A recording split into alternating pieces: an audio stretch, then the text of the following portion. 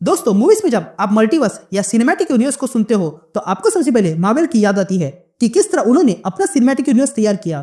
किस तरह हर एक फिल्म में उनके ईस्टर एग्स होते हैं जो आगे आने वाली मूवीज को सेटअप कर देते हैं और यही बात खास बनाती है। लेकिन आज मैं जिस ऑथर की बात करने जा रहा हूँ उन्होंने मार्वल सिनेमैटिक यूनिवर्स के बनने से पहले ही अपना एक यूनिवर्स तैयार किया था और वो ऑथर कोई और नहीं बल्कि स्टीफन किंग है। कुछ याद आया?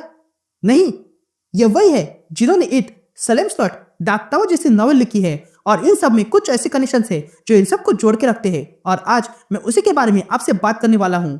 तो मैं हूँ आपका होस्ट रोहित और नर्डी रोहित में आप सबका स्वागत है और आज हम जानेंगे कि किस तरह ये सारे नॉवेल्स एक साथ एक यूनिवर्स में सेट होते हैं और कई सारे रेफरेंस को भी जानेंगे। तो बिना किसी तरीके लेट्स बिगिन।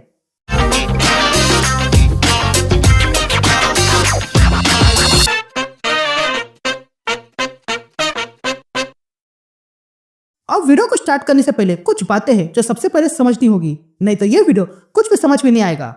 स्टीफन किंग एक जाने माने ऑथर है जिन्होंने कई सारे नॉवेल्स लिखी है जिन पर बहुत से मूवीज और टीवी शोज बने हैं और इन्हीं नॉवेल्स में से एक नॉवेल है डार्क टावर जिस पर मूवी बन चुकी है। यह डार्क टावर अगर सिंपल में समझने जाए तो एक ऐसा टावर है जो सारी रियलिटीज को होल्ड करके रखता है और अगर इसे तोड़ दिया तो सब कुछ खत्म हो जाएगा और क्रिम्सन किंग यही करना चाहता है।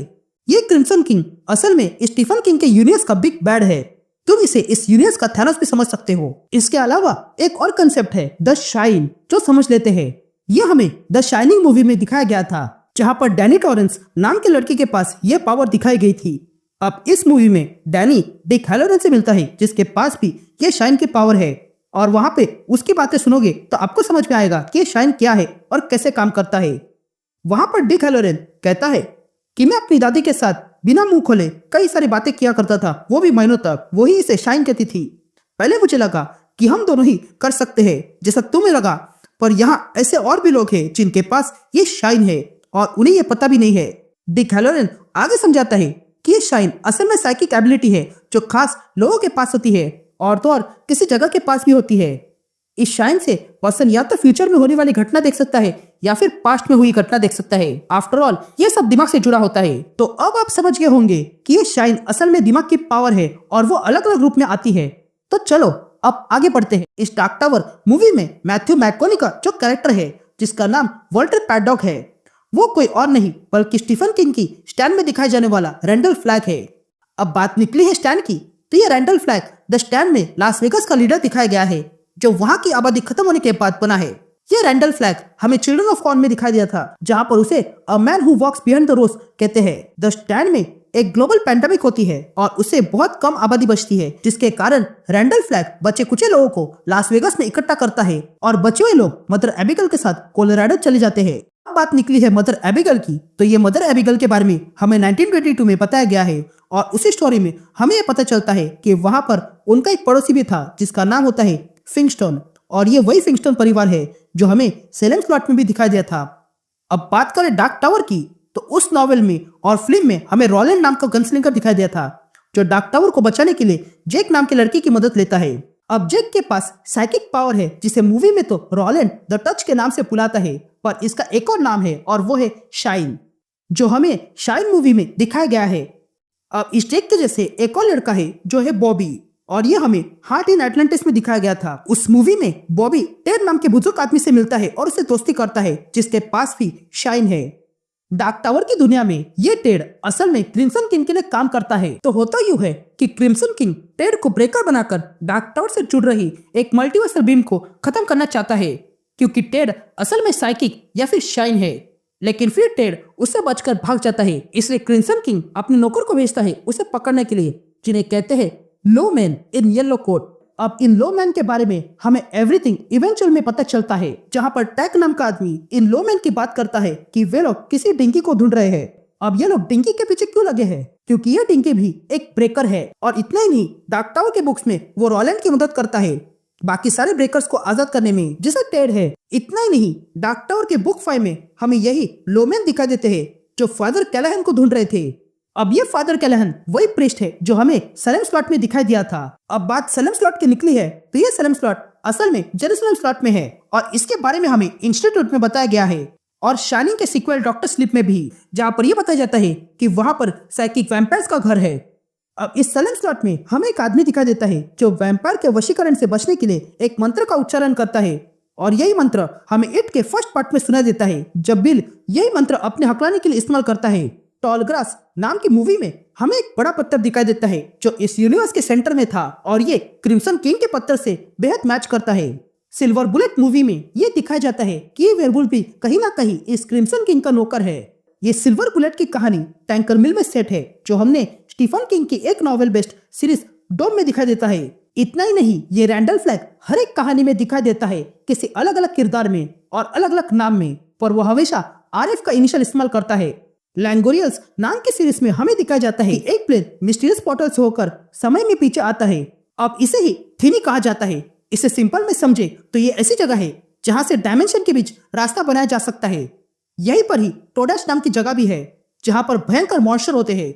इट मूवी में जो हमें पेनीवाइज दिखाई दिया था वो भी इस टोडैश से आया था, और यहीं पर और भी भयानक मॉन्स्टर्स होते हैं। स्टीफन किंग के नॉवल पर बनी हुई एक और सीरीज द मिस्ट में हमें एक गवर्नमेंट एजेंसी दिखाई देती है जो असल में गलत काम के लिए जानी जाती है। इसे कुछ मार्वल के एम या हाइड्रा जैसा समझ सकते हैं। तो ये एजेंसी भी अपने गलत काम के चलते टोडैश खोल देती है, जिसके कारण वहां पर भी एक मॉन्स्टर रिलीज हो जाता है। ये एजेंसी हमें फायर स्टार्टर में दिखाई दी थी जहां पर वो चार्ली मैगी पर प्रयोग करके उसे पायरोकाइनेसिस की पावर देते हैं। इसके बारे में लैंगोरेस में भी बताया गया है, और ये वही एजेंसी है जिसके कारण द स्टैंड में बहुत सारे लोग मारे गए हैं। अब बात करें द स्टैंड की, तो उसमें जो मदर एबिगेल दिखाई गई है उसके पास भी शाइन है, और ये उसे फ्यूचर दिखाता है। अब इस शाइन में ओवरलुक होटल दिखाया गया है जिसके बारे में एनी विल्स माइसरी में बताती है। अब ये माइसरी में दिखाई हुई एनी हमें राइडिंग द बुलेट में भी एलन की नर्स के तौर पे दिखाई गई है, और द मंकी में हेल की बेबी सिटर। अब शाइनिंग मूवी में डैनी बच जाता है जो आगे जाके बनता है डैन टॉरेंस, और यह हमें दिखता है डॉक्टर स्लीप में। उस मूवी में जॉन डाल्टन एक बात कहता है और वो ये है कि वहां पर कई सारी दुनिया है। एंड गेस व्हाट, ये सेम लाइन रोलन गन्सलिंगर भी कहा करता है। अब इस शाइनिंग में हमें डिक हेलोरेंस भी दिखाई देता है जिसके कारण ही डैनी और उसकी माँ बच पाई थी। अब ये डिक हेलोरेंस जब छोटा था तब वो ब्लैक स्पॉट नाम के नाइट क्लब में कुक हुआ करता था, और ये क्लब कहाँ है पता है? डेरी में। वहां पर गोरे लोगों ने आग लगा दी, पर डिक हेलोरेंस ने अपनी पावर से वहां पर सबको बचाया, जिसमें एक आदमी था और उसका नाम था विल हैनलन, जो इट सीरीज में माइक हैनलन का पिता है। और ये माइक हैनलन लूजर क्लब का हिस्सा होता है जो पेनीवाइज को खत्म करते हैं। अब इट सीरीज में पेनीवाइज बिल के भाई जॉर्जी को मार डालता है, जिसे बाद में माउंट होप सिमेट्री में दफनाया जाता है। यह वही सिमेट्री है जो हमें पेट सिमेट्री में दिखाई गई थी।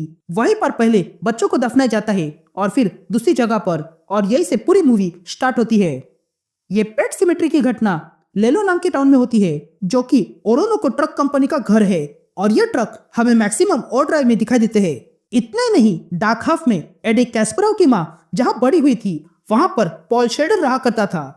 इतना ही नहीं, डेस्परेशन में एलन कार्वर बताती है कि वो पॉल शेल्डन की किताबों की फैन है। स्टीफन किंग के नॉवल पर बेस्ड एक और सीरीज 11/22/63 में एक टाइम ट्रेवल समय में पीछे जाता है ताकि वो जेफ कैनेडी की हत्या रोक सके, लेकिन इसी बीच वो इट सीरीज के ब्रेवरी मास से मिलता है जो उसे बताती है कि किस तरह उसने और उसके दोस्तों ने पेनीवाइज को खत्म किया था।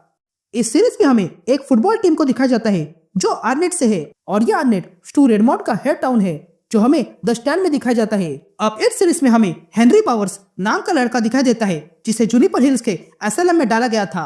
यह वही असलम है जहां पर नीडफुल थिंग से नर्डी कॉप को भी डाला गया था क्योंकि उसने अपने पति को मारा था। ये नीडफुल थिंग की पूरी कहानी कैसल रॉक में होती है जिस पर पूरा का पूरा शो बनाया गया है। ये जूनिपर हिल स्टीफन किंग के यूनिवर्स में खास है क्योंकि यहाँ पर स्पेस काउबॉय है जो कि गेराल्ट गेम में विलन था। इस मूवी में हमें डार्क स्कोर लैब पर एक्लिप्स दिखाया जाता है, और ये सेम एक्लिप्स हमें डोलोरस कैलिबॉन में दिखाई देता है। अब इस गेराल्ट गेम में जो जेस दिखाई गई है उसके पास भी साइकिक कनेक्शन है जिससे उसे दिमाग की बातें सुनाई देती है, यानी कि शाइन। अब इस जेस ने उस पावर को नाम दिया था मिस पेट्री जो उसकी टीचर थी, और यही नाम द लॉन्ग वॉक में गेटी के टीचर का भी था। ये गेराल्ट गेम और डोलोरस कैलिबॉन के इवेंट एक ही जगह पर होते हैं और वो है डार्क स्कोर लेक।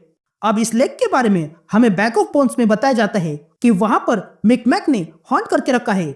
अब ये मिकमैक ट्राइब के बारे में हमें 2016 में आई हुई सेल में भी बताया जाता है जिसमें हमें चार्ली द चूचू नाम के ईवी ट्रेन का रेफरेंस मिलता है।